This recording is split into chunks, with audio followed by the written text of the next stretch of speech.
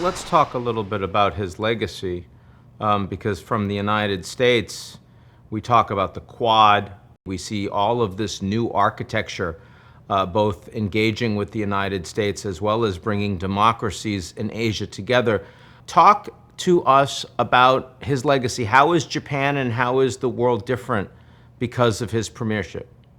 Many in the United States and other parts of the world associate Japan with entrepreneurship exhibited by such individuals as founders of Sony and Honda. But those were the days that happened 40, 50 years ago. Over the last 20 plus years, until Shinzo Abe came back, there had been almost near zero growth. People in the age bracket of 30 to 55, if you like, went through absolutely no growth. And in the meantime, there's been a very much reduced sense of, let's say, self-efficacy and self-esteem. The sense that if you work hard, you could do that. The fantasy of a little engine that could no longer held in Japan.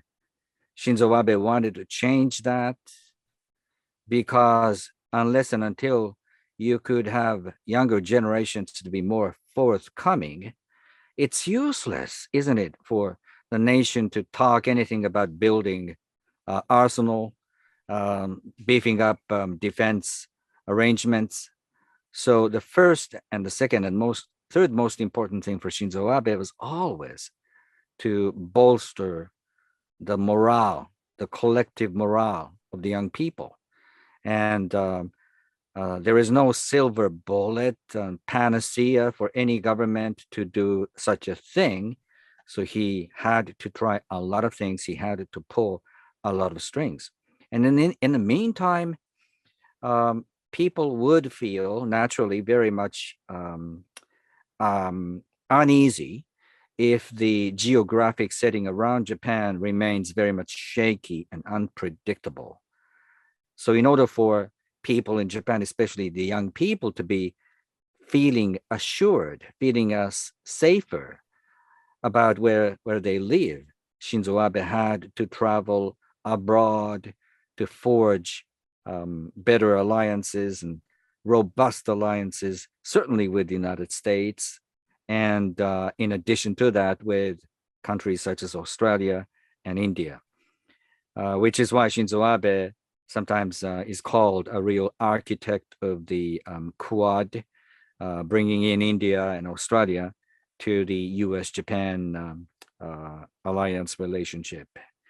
So that's the positive side of the legacy. But he did not accomplish a lot of things too. The Constitution was not changed, Constitution, the something he Constitution, really right? wanted to have it happen. Yeah. Right.